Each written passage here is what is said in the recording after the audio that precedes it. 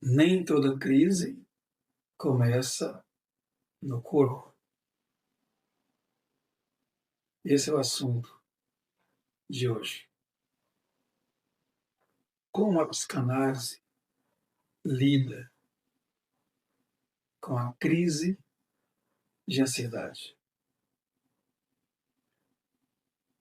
Há algumas coisas que nós precisamos elencar aqui. Primeiro, a crise de ansiedade, ela é um sinal, não é um problema. Ainda é um sinal, é um aviso. Alguma coisa não está certa. E o corpo responde desta forma. A ansiedade é um alerta, espécie de alerta interno. Segundo Freud, é um aviso do psiquismo de que algo não está bem. O corpo reage porque a mente não conseguiu ou não consegue resolver. O corpo fala quando a alma se cala. Uma outra coisa ainda é o conflito interno que gera ansiedade. Luta, desejo, ou luta entre desejo, realidade e culpa, sobrecarga emocional do ego, do eu, sobrecarga emocional, você não consegue aliviar, não consegue relaxar, não consegue descansar emocionalmente. Uma outra coisa que gera também é a sensação de perda do controle. Pessoas muito controladoras, muito assertivas, detalhistas, elas têm uma maior dificuldade e geralmente são tomadas por crises de ansiedade. A crise aqui é um choque entre o que eu quero, o que eu posso e o que eu devo. Veja, o que eu quero, o que eu posso e o que eu devo. E essas situações devem estar bem definidas para evitarmos crises. Uma outra coisa, o excesso de controle aumenta ainda mais a angústia. Não tem aquelas pessoas que são controladoras, não porque elas querem, é o jeito delas, a natureza delas. Isso pode ser um grande problema. A pessoa controladora, ela tem necessidade de prever tudo.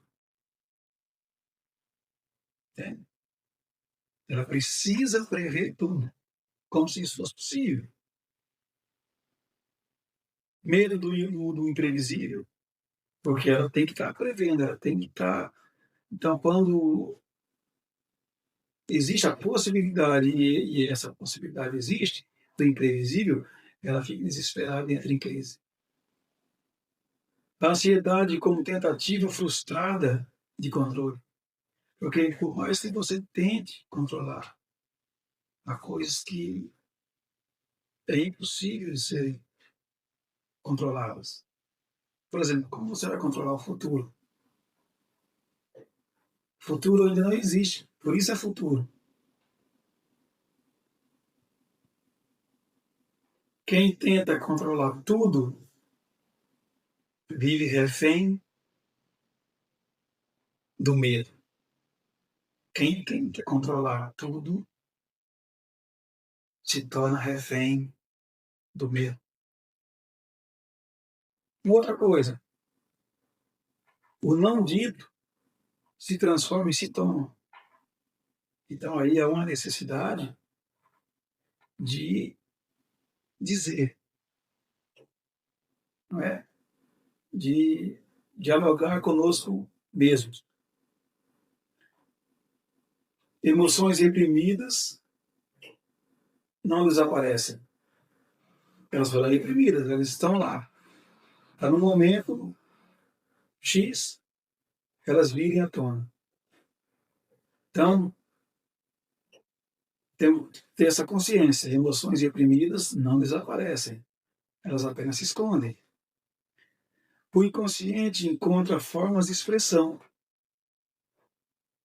O inconsciente vai sempre encontrar outras formas de expressões e isso vai aparecer para você através de sintomas no seu corpo. A crise como linguagem interna, essa crise de ansiedade, que tem várias formas de se expressar, elas são uma espécie de linguagem interna. O corpo falando aquilo que a mente não consegue lidar. Uma frase aqui importante dentro disso. O que não é falado é sentido no corpo. Vou repetir.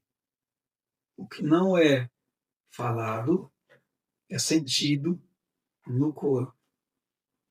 Uma outra coisa para terminarmos. O caminho, escuta e elaboração.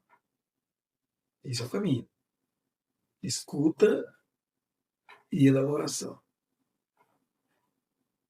Falar sobre o que você sente, falar sobre o que te perturba, falar sobre o que lhe causa crise, sobre seus sentimentos, é terapêutico. Ou seja, é necessário falar sobre o que você sente, da tua forma, do teu jeito, mas falar sobre isso. Fingir que não existe não adianta. Ignorar também não adianta. Jogar pro inconsciente não adianta. É preciso falar, porque a fala é terapêutica. Dar nome à dor reduz a sua força, a força da crise. Dê um nome a essa dor. Dê um nome a ela, para que você aprenda a lidar com ela quando necessário. É preciso que a dor seja nomeada. Tem até um ditado antigo que, se você não conhece como o inimigo luta, como enfrentar? Quanto melhor você conhecer o seu inimigo, em um atrito com ele, mais chance de vencê-lo você terá. É uma outra coisa, dentro desse caminho da escuta e elaboração, o processo de autoconhecimento. Você precisa se conhecer melhor. Você precisa se conhecer bem, conhecer as suas fraquezas, conhecer os seus mecanismos de defesa, conhecer aquilo que você é melhor, aquilo que você é mais frágil, sentimentos que lhe causam tristeza, sentimentos que lhe causam alegria. É preciso conhecer melhor a você mesmo. Se autoconhecer. Curar não é calar a dor, é entender sua origem. Curar não é calar a dor, é entender sua origem. Certo? Com isso eu termino. Para fechar aqui, então, a crise não é fraqueza, é sinal. Existe algo dentro pedindo atenção. E por fim, escutar a si mesmo é o início da restauração. Então, aprenda a se escutar. E você certamente estará no caminho para a sua libertação. Abraço. Tchau, tchau.